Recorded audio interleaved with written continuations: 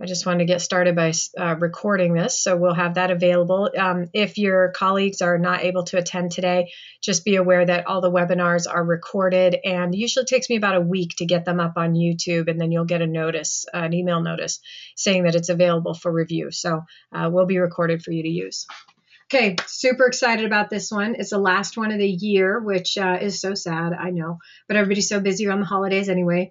And then next year, we should have a whole new array of webinars, and I'd love to get your ideas on what you think should be addressed for the webinars coming up. I will be working on them until the end of the year.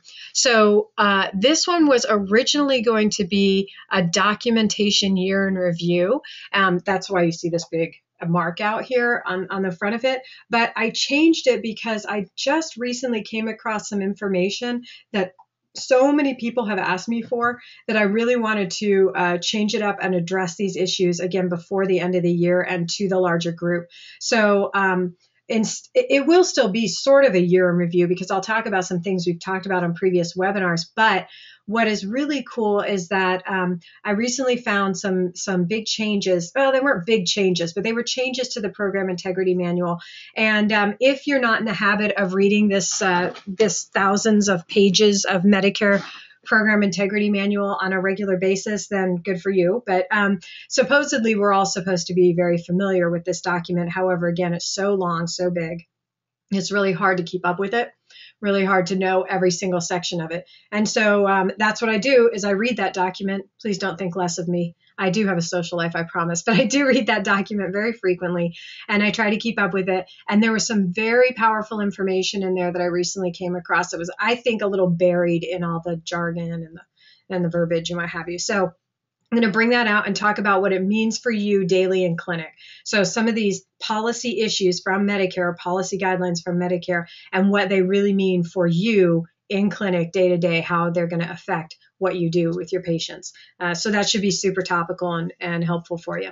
And then just a real quick intro. As usual, I just need to tell you who I am so you don't think I'm Joe Blow off the street. But my name is Molly McCoy. You can see there, I am licensed, I am certified, I'm a practitioner like everybody else, and or most of us on here, right? And I have been in P&O for over 20 years. I worked in clinics, worked for SPS for a while, giving courses, went back to clinic in my home state of Washington, up here in Seattle, and then taught lower extremity prosthetics at University of Washington for a couple of years. And then started my own little company. That's McCoy Consulting right there. It's me, basically. And what I do is help practitioners, fellow practitioners with documentation to improve how we write so that we can basically get paid for what we do. So it's really important stuff, I feel like. And then my relationship, McCoy Consulting's relationship, and my relationship with SPS at this point is that I'm an independent contractor. Again, that's my little company that you work with when you work with me. And I run SPS's code program. So they have contracted with me to help their customers with documentation and billing and coding and all that good stuff. So that's kind of the relationship there. That's a quick overview. If you have any questions about me or my background, of course, you can always email me, and I'll give you contact info at the end.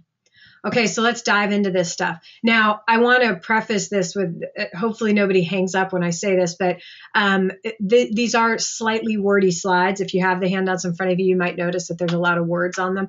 I really am going to try to not make it painful for you, but this is difficult stuff. This is a very dense topic with a lot of detail in it. So I'm going to try to make it as painless as possible. But stick with me. There's really some good information here that I think will really help you out, really on the ground in clinic. It's not theory. It's not out there, in policy land. It's really important stuff for you day to day.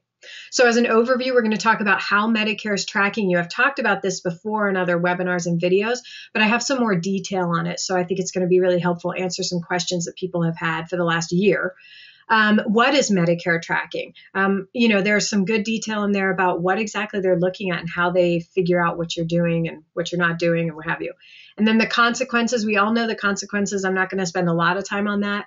And then we're really going to hammer on how you can improve. Like, what are some tips and tricks that you can use? And I shouldn't call them tricks. They're really just tips and things that you can learn to make your documentation better and more effective. There really aren't any tricks. Unfortunately, it's just a matter of becoming familiar with what the rules are and then following them. So, but definitely help familiarize you with those policies. And then as we go, it's really important to me that I don't speak out of turn. When it comes to this kind of material, you have to be so careful not to have much of an opinion, I guess, or if I do have an opinion, I will tell you such. I will say, this is just my opinion here. But anything that I am saying, if I don't preface it that it's my opinion, is really what I found right out of the Program Integrity Manual. So if any of this you look at and you say, I don't know about that, I don't think I believe what she's saying there. Right up here in the upper left-hand corner of your screen, look for the reference to the Program Integrity Manual. So whatever I'm saying, you'll find a number up here. You can go right to the Program Integrity Manual online, look up that section, that chapter in that section, and you will find exactly what I'm speaking about in that section. So if you have questions after that, please forward them to me. But honestly, I try to make this really fact-based, and I'm not trying to give you my opinion or my feelings on this. It's really based right on the policy. So look up here for that, and you'll see that in your handouts. Okay, so that's the overview. So how is Medicare tracking you? Let's start with that. We know that they're tracking us, right? We've known that for a while. We know that they're watching what you're doing, but here's some, nitty gritty detail about how they're doing that. They've got this thing called a provider tracking system. You may or may not have heard of this, but basically it's for any provider, and they're using the term provider and supplier interchangeably here. Sometimes they throw in the term supplier, but often they call everyone a provider throughout the Program Integrity Manual, and that doesn't necessarily mean it doesn't relate to us. It does. So anyone who's under an action plan would be tracked in the provider tracking system. So how do you know if you're under an action plan, right? Lots of people are under action plans. Lots of people are being looked at. So you would know that if you're a new provider or new supplier, new P&O practice, you're going to be tracked. If you have a sustained or high level of payment error, you're going to be tracked. And as we've said since 2011, you've heard this, that since the OIG report came out, blah, blah, blah. You guys have heard this so many times. I don't have to go into it in detail. But basically, that's all of us in P&O. We are all dealing with a sustained or high level payment error rate, right? And that's where you see all these audits and all these, widespread complex reviews, all of that stuff. That's us. So we're basically in that group. Okay. High volume and high cost. That may be us, because some of our devices are very high cost compared to other things in medicine. But high volume and high cost generally is more about hospitals. So in this particular area, that's why you're always hearing about, or you may or may not always hear about, but the other people who are screaming about the new Medicare regulations and the crackdown are hospitals. They are really getting beaten up just like we are. So they're more in the high volume, high cost area. So this could still be us, but in general, that's often hospitals. And they're really getting looked at too. And then change in frequency. So if you're a provider who, for the past 15 years or even 10 years, heck, even 5 years, has billed, a fairly consistent amount to Medicare, and then all of a sudden you have a lot more billings to Medicare or a lot less billings to Medicare, or you have a lot more billings to Medicare of a certain device or a lot less of a certain device, anything like that, change in frequency of overall billing or specific L code, that's going to trigger some tracking on you as well. So that fits a lot of us as well. And then high risk and problem prone areas. Again, this is back to that OIG report. They have decided in their omnipotent wisdom that we are a high risk, problem prone area in P&O. So that's us too. So basically most of these categories, is there another one? No, there is another one. Most of these categories count as P&O areas. So that's something to keep in mind. And then what you have in your handouts is a second slide here that I don't have in the presentation, but it's just so that you don't have to furiously write notes here. It's already printed out. The rules in the Program Integrity Manual, the rules change fairly frequently. They can change month to month even. And just recently in September of this year, So if you haven't read your program integrity manual in the past, 3 months, 2 or 3 months, then surprise, there's new stuff in there. But just in September of this year, they released some new information around who's getting tracked and how. And so that's important stuff. One way that we get looked at or tracked or we get information pulled on our practices is through CERT audits. CERT is an auditor for the auditors. So the CERT auditor is actually auditing the MAC, right? So they don't have to give us any notice if they are going to pull our claims for review. So if you get a CERT review notice or a CERT audit notice, a CERT ADR, anything like that, then they wouldn't have to have given you notice ahead of time saying, hey, we're going to start looking at your stuff. It'll just start happening and you won't know why, right? And then you have the MAC, which can also audit you, right? The local contractor can also audit you. They would have to give you written notice, but that notice can be combined with other notices. So you might get a denial on somebody or an additional documentation request on a specific claim, and then there's a little tagline at the bottom that says, oh, and by the way, we'll be doing a probe sample of 20 to 40 of your claims in this particular area going forward because of whatever reason, right? So they do have to give you notice. They could send you a separate letter too, but just to be aware, if you haven't gotten one of those, there's potential for that. Or if you've seen one in your own practice, you know that can happen. And those are triggered, those type of MAC audits and that probe review or probe sample audit are triggered for many reasons. One of the triggers for that type of audit and that type of tracking can be that they see a difference in your billing and your notes and your documentation and what have you versus the other P&O practices in your area. And if that is the reason that they've chosen to sample your claims or to run an audit on a certain L code or a certain type of billing, then they have to give you the information that they use to come to that conclusion.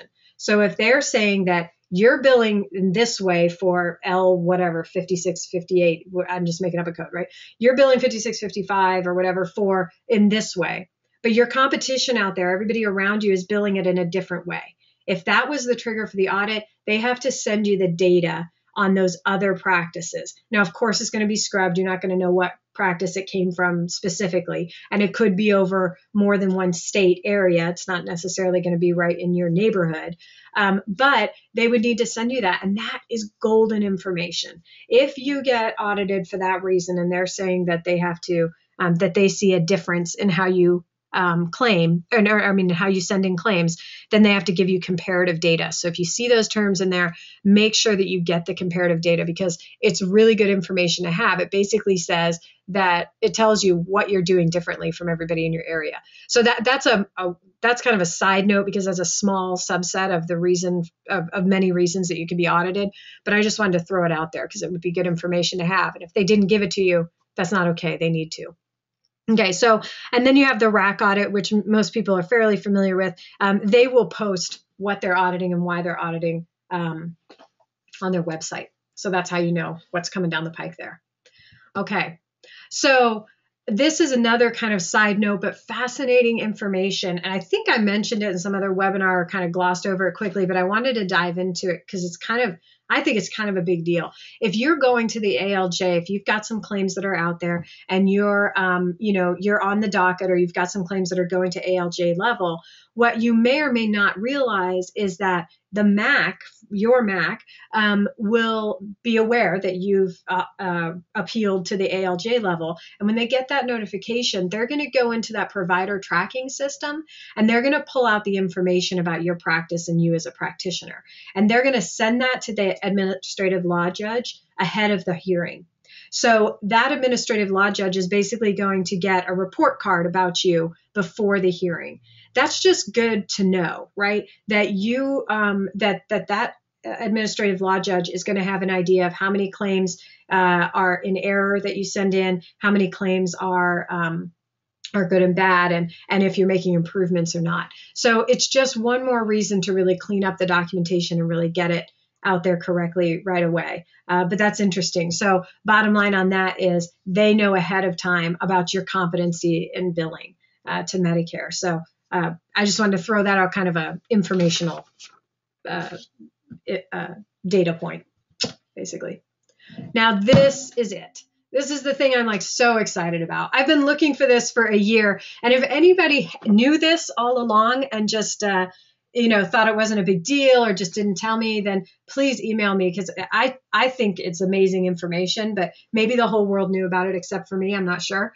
But this is what I had been searching for a year, way back at the beginning of 2014, I think actually in January. I did a little mini video where I said, we are being tracked as a group, right, as P&O providers, and there's a provider error rate or a number, a score that is kept on you and your practice. And at that time I said, and we don't know what the score is based on. We don't know how to get that information. All we know is that they are giving you a score and they're using that to determine if you're a high risk or not. Well, here's the score. Now we know how the score is calculated. So again, I'm really excited to have this information. So, and I know a lot of you have asked me, everybody's like, well, great, there's a score, but what does that mean? How do I know if I'm being scored? How do I know what my score is? This is how your score is calculated, right? They take the dollar amount of services that they've paid in error. Of course, that's their determination that they've paid it in error. So basically anything you've gotten a recoupment letter for, right? So if you've gotten a request for recoupment of dollars, then that's the number up here, right? And they divide that by the dollar amount of the services reviewed. So if they reviewed a certain number of claims from your practice and a percentage of, or a certain number of those were denied and paid in error, then they take a calculation to say, here it is, here is the percentage, right? It's a percentage. So here's the percentage of cases that you billed in error, and this is basically how good or how bad you are at billing, right? In their opinion, okay? So, or how many or few mistakes you're making, okay? So that it's a percentage based on, again, what was paid in error and how many claims they actually reviewed.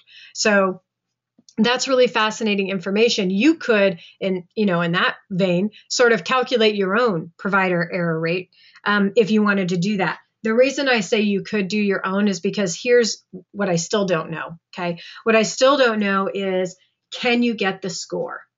To my knowledge, and believe me, I sit up nights doing this. Again, please don't judge me. I do have a life, I swear. But I do spend a lot of time trying to figure out if this is something that you can request from Medicare. And to this point, I haven't seen anything that would make me comfortable saying, oh yeah, call Medicare up right now and ask them for your score. At this point, it seems like that might not be a great idea.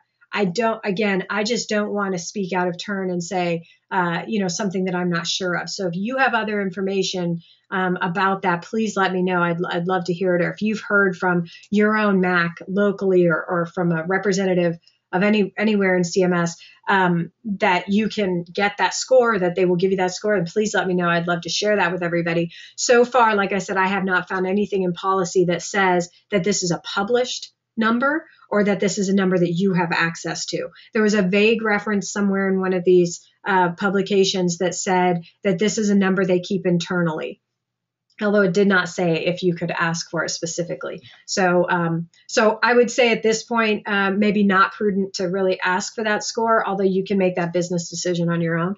But that is the provider error rate. And again, it's right here in the Program Integrity Manual in this section, Chapter 3, Section 7.1.1. You can go in there and read this for yourself and then make a decision on how you want to act on that information in your own business. That's up to you. But so you might say, okay, if this is a percentage, if whatever I bill out is divided by the number of things they reviewed, then I know how to end this craziness. I know how to lower the scrutiny or how to lower my score, make it better so that I don't get audited as much. I will just bill for low-end devices. I will just not give anybody who's a Medicare recipient a K3 device. Everybody who walks through the door is getting K2. I don't care what you need. We're just doing K2 on everybody so that we can stay under the radar, right? And you'll have a better score. By the math, that makes sense. If all you're doing is the math, that makes sense. But here is another piece of beautiful golden information straight out of the Program Integrity Manual. The Program Integrity Manual has vignettes. Okay, and in the slide that you'll see in your handout that's next after the slide that's on the screen is the actual vignette that I'm going to talk about here. But it was a little too painful to just write it out on the screen. So instead, I'm doing an animation to make it a little more interesting. But here's the bottom line. The provider error rate is not the only thing they use to track you and to make a decision about whether you're a high-risk supplier or not. There are other things that go into that calculation. So the straight up, I just will bill less or I will bill for less high-end items is not a good strategy. And we're going to talk about why further on a little more, but here's the first example of why. Okay, so if this is you in your practice right here, okay? And you are billing CMS, right? And then CMS says, okay, we're going to audit. We're taking 25 files. So there's your 25 files flying through the air over to CMS. Okay, CMS takes these 25 files and they review them. And of the 25 files, they decide that 5 of them, this represents 5 of them, have been denied and are in error. Okay, so if you do the math on that, that's a pretty low error rate, right? That percentage is pretty good. So you could say that, wow, if those 25 cases, only 5% were overturned or were denied, so my error rate's pretty low. I'm good to go. That might be the case, again, by the math, but they do more than just use that provider error rate. They are also looking at other factors. So here's you again, right? So here's you in your practice. And if you are billing Medicare, whatever, you're 75 cases a month, you are just knocking out of the park. You're seeing all kinds of patients, right? Here are your 75 cases a month right here. Then Medicare says, okay, we're auditing you. We're checking things out just because we're in your area or for whatever reason, because you have volume, because you've changed how you bill, something like that. They've decided they're going to look at you. And you then say, oh my gosh, I'm getting all these audits. I'm going to stop billing Medicare so much or for so many high dollar items, and I'm only going to bill them this much. I'm going to decrease the number of claims I send in, or I'm going to decrease the dollar amount of the claims that I send in. If they see you doing that, then that will seem off to them, right? So they have said that if your error rate is low, but we see things like a decreased dollar amount of billings or a decreased number of billings after we've started looking into your files, then that's fishy, and that is going to trigger further audits. So I hope that makes sense. If it doesn't, please read that vignette on that slide that is, again, straight out of that Program Integrity Manual. The bottom line is they know when you bill less. They recognize that pattern, and it's not going to help you avoid scrutiny. And it's right there in that Program Integrity Manual. So if you're thinking, oh gosh, I've decreased all my billings and I've had a lot less errors and things aren't coming back to me as much, why am I still getting audited? This is why. Because that's not the only factor. So we have to kind of look at all of it, right? And let me go into more detail on that because, that's kind of the intro to this, but let me give you some more information. We know that the consequences to being tracked and to having a bad provider error rate score and to changing our billing practices or what have you, all of those things have consequences. The consequences you're very familiar with, no doubt, all of us are. Prepayment reviews can increase, post-payment reviews can increase, complex medical review can increase of all your claims. There is, the good news is it is possible to change that. It's just that it's not going to happen overnight. And it's not going to happen by any tricks or by any easy means of just, oh, I'll just change the way I bill. I'll just, give them data that is not helpful, or I'll, add stuff to the doctor's notes after the fact instead of having the patient go ahead of time, or whatever those little tricks are that we're using are not going to work. Because they really have a very sophisticated software that we're going to talk about in a minute. But all of these can be consequences of being tracked. And then, of course, this goes all the way up to the ZPIC, right? So it's not just these things that could happen to you, increase in all these audits, but it could go all the way up to, criminal cases. Again, super rare, thank God, for us in P&O. It's a very small percentage of practices that end up at ZPIC level. But it is out there as a heavy weight, heavy cloud over our heads, right? As a possibility. So we just need to be careful, and we need to be really on top of our game when it comes to documentation. So here's the good news, right? Where I said, don't worry, you can fix this. We know that's the case because although when we're out and about, we're talking to our friends, we're at meetings, whatever it is, all we hear is, I'm going out of business. This is killing me. I can't make it. You hear so much doom and gloom, but there are lots of practices out there, small, independent practices who are doing okay and who are making it through this. And they're doing it by making kind of monumental changes in their front office operations and in their documentation and in their patient or in their doctor and patient education. So they're big changes, they're difficult changes, but they're doable, and there are people who are being successful with it. So I know all we hear is the negative, but there are plenty of practices that are doing okay and are going to survive, this crazy audit heavy environment. So here are some things that you can do. They're very doable. Again, they're not easy, I'm going to say. They take some work and they take some wrapping your head around it, but they can be done, and they can be done without completely disrupting your practice. So what we want to do is think about changing the order of operations, right? Document a longitudinal clinical picture and do not decrease your billing levels when you get audited or when you start seeing increased audits, right? Okay, so let's dive deeply into each one of these so I can explain to you what I'm talking about, especially this order of operations. What the heck does that mean, right? So let's kind of look at that one individually. Again, here's your reference for in the Program Integrity Manual if you want to look this up specifically.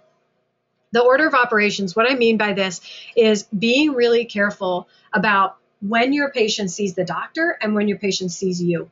And this is new-ish. It's been out there for a while, but they haven't necessarily been enforcing it until lately. So it is in the policy, but you may not have seen a lot of issues due to going out of order, but you will probably see more issues going ahead. So the first thing is the doctor referral. You know that you have to have orders before you see the patient. That's clear. Everybody's kind of gotten on board with that, it seems. But it's super important that the patient see the doctor first regarding their prosthesis or orthosis. This should say and orthosis. Sorry, we're not just talking about prosthetics, right? But they really need to go and see their doctor and specifically discuss the problems with the prosthesis or the orthosis. Okay, and the reason it's so important for them to see the doctor first is because the Medicare needs to see that the doctor is the gatekeeper. Medicare needs to see that the doctor has decided that this person needs an adjustment or a new P&O device, not that the practitioner has decided that and sent them to the doctor afterwards. I recognize, please believe me, I recognize that that is a burden for you in practice. And that is going to take kind of a big change in how you deal with your patients and how scheduling goes. And believe me, I know that your patients aren't going to be thrilled with this, right? Your patients, when they call up and say, I need an adjustment to my AFO, and you say, by the way, you got to go see the doctor first, they're not going to be thrilled with that answer, right? So if you want, you could go and pull out the Program Integrity Manual sections here and say, look, people, not my rule. This came straight from Medicare. Here it is in their billing documentation rules, right? You look at this. I promise you, if I didn't have to do this to you, I wouldn't. So maybe it takes a little bit of the sting out of it for you and your patient, although it's still going to be a big change. Your patients have to get used to it just like you do. Not so easy. But let me tell you why that's important. Because, hold on, I'm getting to the next slide. I'll come back to this. There we go. Okay, let me tell you why that's important. Here's an example of kind of the newer language and this new emphasis on seeing the doctor first and making sure they're the gatekeeper. Just today, actually, Noridian, Region D, Medicare, MAC, actually released the results of a widespread audit or review of diabetic shoe billings. Okay. And there were many reasons that they had an issue with it. Firstly, there were, I want to say there were over 3,000 claims looked at, and 2,500 of them, or a little over 2,500 of them, were denied. That's a 79% denial rate. So kind of huge, right? And there were several reasons why they were denied, but here's one of them that stands out as an example for what we're talking about with our order of operations. The documentation of foot abnormalities by the certifying physician was not met. But why, right? You guys know when you're billing diabetic shoes, that you have to get certain things from the doctor, and you know who the certifying physician is. So some people don't, and that's one issue, that if you don't know that it has to be an MD and you're getting it from a physician assistant or from a podiatrist or something like that, okay, that's just an error. You know now that not to do that, what have you. Most of us know, though, that the certifying physician needs to be a medical doctor or a doctor of osteopathy, right? So why would all of those claims be denied like that for this issue? But look at this note or this line. Prior to or on the same day as signing the certification statement, that doctor has to have in their records the criteria A through F have been met. And you know the criteria A through F, it's written here: previous amputation, history of ulcer, blah, blah, blah. All of that stuff has to be in the chart from the doctor, in the doctor's chart note, on the same day as signing the certification statement or prior to. So I don't know about you, but when I was in practice, this very frequently happened where I would have the certifying statement going to the doctor after they had seen the doctor. So if that date and that information is not in the chart prior to having seen you, it could be denied for, and then they're just going to say that the documentation of the abnormalities is not met. That doesn't give you a lot of detail as to why. Here's the detail: because maybe the order of operations was wrong. So hopefully that makes sense. That's just one example. Again, this came out today. You can look it up if you like, but that is in the Program Integrity Manual, that you have to have documentation in the medical record prior to seeing the prosthetist and orthotist. So kind of a big deal, right? And kind of a difficult ask, if you ask me. I think it's going to be hard to implement this, but it's really important they are cracking down on it. Okay, and then so back to the order of operations. The doctor has to see the patient first. The prosthetist and orthotist appointment is then going to be scheduled. Now, you haven't seen the patient yet, right? At this point, you might consider sending a questionnaire to the patient to gather details ahead of time, because there's a lot of information you need from the patient, and you may or may not have time to do that in one appointment, right? If your appointment's pretty short, half hour, 45-minute appointment, you may not have time to get all the data you want. A good way to save yourself some time is to send either a questionnaire you've made yourself, or a PEQ, or an SF-36, any of these questionnaires that kind of ask the patient what they functionally do, what their problem is, why they're coming to see you, what's going on with things now. All these questions you could get answered ahead of time, and the patient can do in the comfort of their own home, can be done with a questionnaire and save you a bunch of time and energy. So something to think about. After the appointment's scheduled, you are going to then get the doctor notes and the therapist notes if it's available. Obviously, the therapist, they may or may not have gone to, but they should have gone to the doctor already. And you need to have those notes before the patient comes in. Not only have those notes, but review them before the patient's first visit. Because whatever's in that doctor's note is really the beginning determination of what the patient can get. So if you see things in the doctor's note that indicate that that patient is really a K2 level amputee, but you've decided they're a K3 level amputee, you're kind of in a pickle at that point, right? But if you see stuff in the doctor's note that indicates that that person could be a K3 level amputee or ambulator, or again, a higher level user, if we're talking about orthoses or whatever, then that's good information to know ahead of time, and it will guide what you're able to do when you see the patient.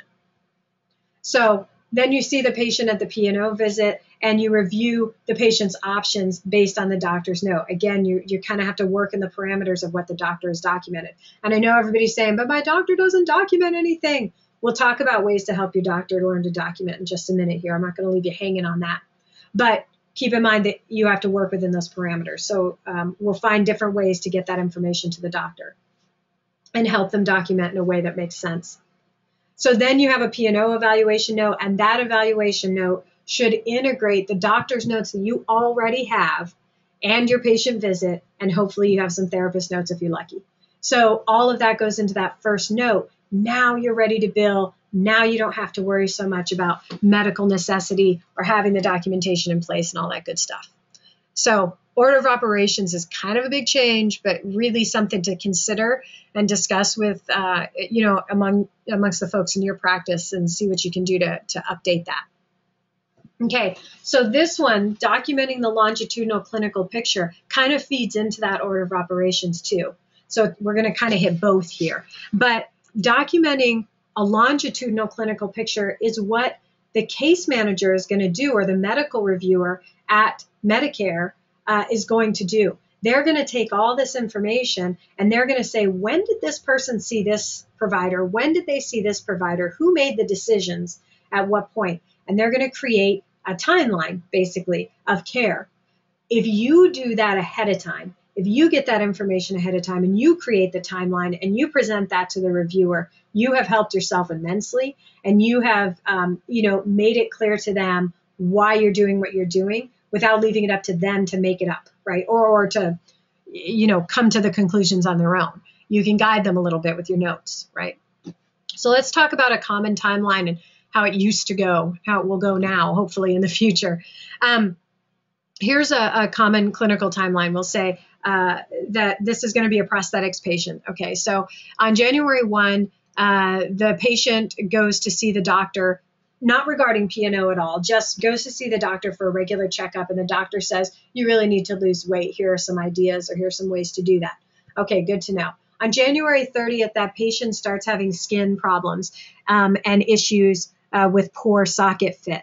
Okay, so at this point, firstly, you may or may not have gotten doctor's notes from this far back, right, before they even started having the skin problems. But consider doing that. If your patient says, I started having issues on this date, consider getting doctor's notes from way before that date, because it would give you some information potentially that can help you show this timeline, make it clear why you're doing what you're doing, right?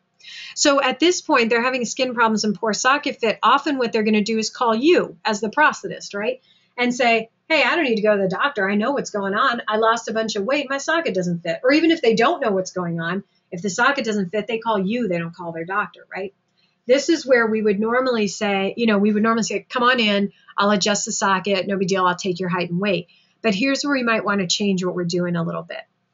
Consider having the patient then go to the doctor instead. Absolutely, I recognize as an extra step. The patient's not going to be thrilled with that option. You're not going to be so thrilled with that option. The doctor may even be a little upset about that option, although they're going to get an office visit fee, so they should be a little happier.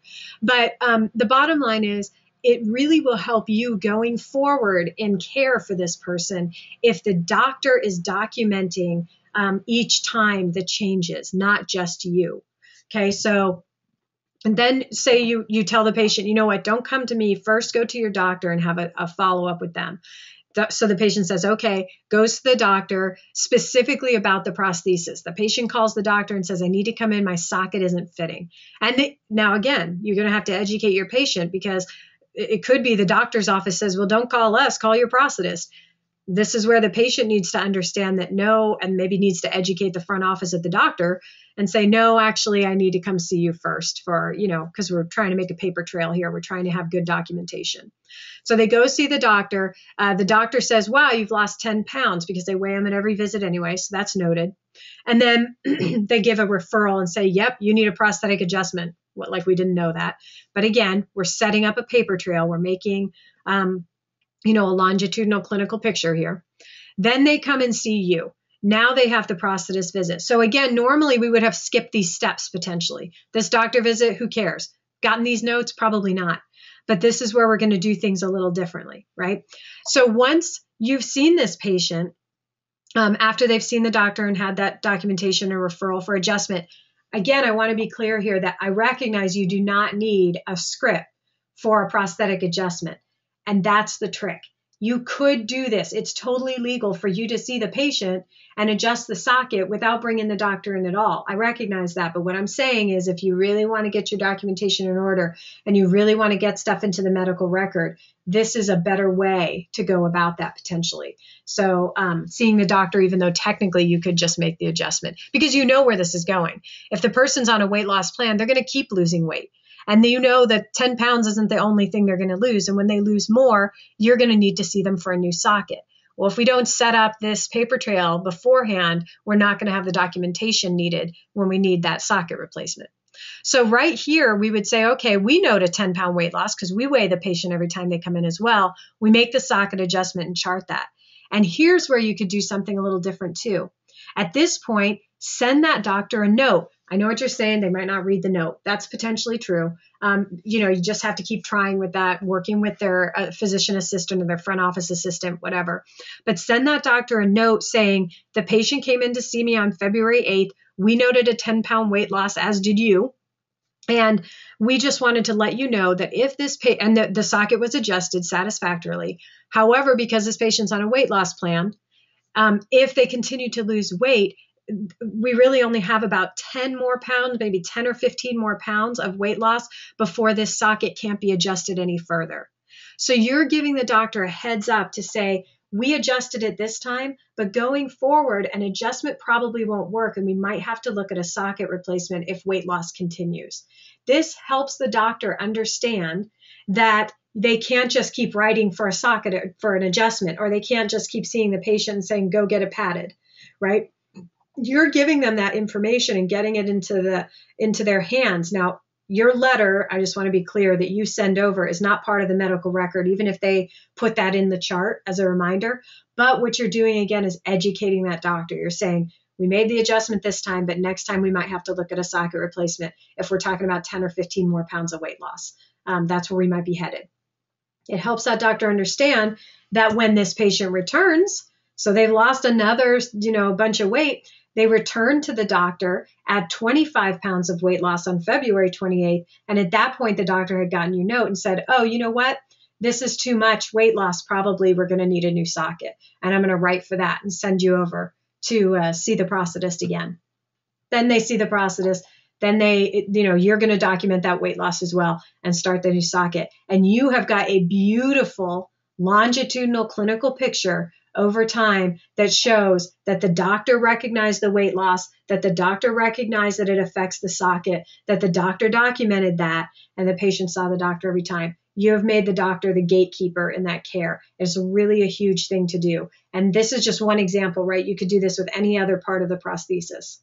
So it's kind of earth-shattering, I think, to change again, sort of the order of operations that we do things in, and to think about it in this way. So take some time and mull that over and discuss it with, your colleagues and what have you, and see, is this a change that you could make in your practice? And I really believe it's going to make a huge difference in, how things get paid for and how well you get paid for and how you can stay out of the audit, scrutiny. So, okay. And this is the last point, right? This is the other part of this. Do not decrease your billing. So often people are afraid. Of course you're afraid. If you have a small practice and you're getting a ton of audits and you're having money recouped, nobody can run a business that way. Every one of us recognizes that you cannot 3 years later give back money that you were paid 3 years ago and expect to be able to stay a viable practice. Everyone knows that's not long-term appropriate. It's not going to help you. However, decreasing how much you bill or running away from that problem is just not going to be helpful for you. It doesn't stop the audits. Okay, so just remember that as you consider how you're going to handle increase in audits. So let me just geek out on you a little bit here. Let me just get all technical. I won't go on and on about it, but I think it's really good to understand a background that in 2011, it all went crazy, right? Everything blew up. It was a volcano of OIG reports and insanity. So we get that. But one thing that was announced in 2011 was a new strategic direction for CMS. And basically what they said is, we're going to invest a ton of money in software that's really similar to what credit card companies use to determine if people are at credit risk or not. So they dumped a ton of money and time and energy and resource into predictive analytics software. And you can Wikipedia that action and you'll see that it's used in a lot of different industries. Well, Medicare finally got smart and applied it to their industry, and it makes perfect sense to do that. It works really well for this. However, that pendulum swung a little too far the other way. It'll center up, but right now they're kind of, using that predictive analytics software to hammer us to death. So, it's just a matter of us getting back on track, I think. But What the predictive analytics software does is it has modeling, right? It will actually determine if, based on your past mistakes and issues, if future claims are going to have issues and mistakes as well. So that's something to think about. It is using information from your past billing. So if you've had a lot of trouble in the past, you've made a lot of mistakes, and most P&Os have, then it is part of the equation going into how they figure you're going to do in the future. And then they have machine learning. That sounds super sci-fi. It's not that super sci-fi, but it is interesting. Basically, the machine, the computer, the software understands natural language. I'm slowing that down because it's a huge point. If the machine recognizes cookie cutter language and recognizes natural language. So basically, did you write a complete note specific to the patient and their situation, or did you take a bunch of cookie cutter language and slap it together into a document? The computer knows the difference. Okay, and it's getting very, very smart because it learns over time, and it's been in implementation for years now. What are we at? Almost 5 years, 4 years about, right? And it also is going to make connections between disconnected data sets. So it's doing everything for CMS that they were unable to do with people before. So before we rely on people, people can't look at so much data. People can't make connections across big data and can't figure out that one patient going to 20 different providers equals a clinical picture of XYZ. Humans couldn't do that. Now that they have a computer that can do that, P&O is not so small that it can't be looked at. We were always too little to be noticed before, but it's not the case anymore. And our claims were such a small percentage of overall medicine that we weren't looked at. But you know, as well as anybody else, you know better than anybody else, that we are being looked at now very closely. It also is going to data mine. This analytics software will pull out tiny bits of data and put it together into a picture of what the patient's doing and what the practice is doing. And that's a big deal. And then it's going to make predictions. So this is where your provider error rate comes in. This is where the mistakes add up. And this is where we need to stop the mistakes and start changing that score, right? And if we can do that, the prediction will change. So just like fixing your credit, if you have bad credit, takes time and takes, a series of small actions to increase your credit score. It's the same here. A series of improving your billings and decreasing errors will decrease your error score. And that could be huge, right? Here's a question from someone. Does this make templates for intake, justifications, etc. unusable? Absolutely not. This does not make templates unusable. Templates are incredibly important. They keep us on track. They make it so that we can ask the right questions and we don't forget things when we're, working through a busy appointment with a patient. But the key is that the template is not the end result. The template is a guide for you to gather data. And then what happens is you sit down and you compile that data into a coherent note about the patient.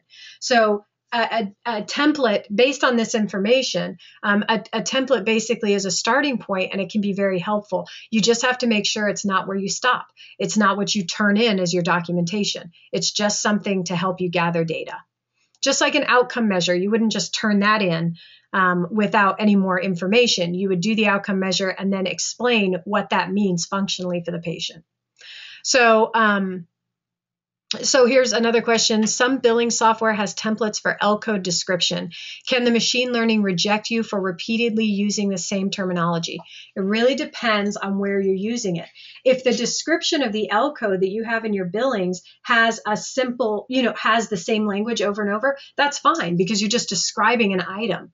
But if your notes and your justifications that are specific to the patient have the same language over and over, and you don't add the patient component or the individualization of that information, that's where it's going to be a problem going forward. So, and then here's another one. I tend to use a template format for my repair letters. Is that a problem? I would say, again, based on this information from Program Integrity, it's okay to use a template format. It's okay to have a basic letter with some of the structure in there, but really most of that letter in any context for anything that you're doing in clinic should be individualized for the patient. So it's going to depend on how much of that is reused language. If we're, obviously if you're talking about, the date, the time, the format of the letter, the shape of it, that's no problem. If you're talking about using the same language over and over and not individualizing it as far as what the problem was and what the repair is for, that could be a problem. So again, not to say you don't want to use templates. They can be super helpful. You just don't want to use them exclusively. You need to make sure that you're adding to them and that you're making it individualized. So that's kind of a sad message because it sounds like, oh, I really rely on templates to make things faster so that I can see enough patients to make my practice viable. Absolutely, that's true. And you don't necessarily have to stop doing that. But it does put a little more burden on you in the clinic to actually beef up the information you get from the templates and make it into something that's really individualistic. And that means you have to write a little more. So it's something to keep in mind. So the bottom line with all of this is that safety from audits, it really just comes from learning and following those guidelines. There is absolutely nothing else that's going to decrease the number of audits that you see, right? So there's no trick. There's no way to say, oh, I'm just going to, bill less or not take Medicare patients. I mean, if you want to not take Medicare patients, that's fine, but you would have to not take any Medicare patients. You can't just take a few, right? You're all in or you're all out. So, and really learning those guidelines is doable. It just takes a little bit of time, and it really takes getting the practitioner on board. Again, I've probably beat this dead horse in other webinars enough, but I'm just going to say one more time, you cannot let these guidelines and this information and this documentation that's required by Medicare, you cannot let that be solely the domain of your front office staff. It really has to be part of what a practitioner does during the visit with the patient, because only the practitioner can write the level of detail needed and can explain the clinical reasoning that they use to come up with the care plan or to come up with the device that they've decided is appropriate. So it really can't be just up to the front office staff. It has to be something that the practitioner is involved in as well. Okay, so here's a review of what we talked about.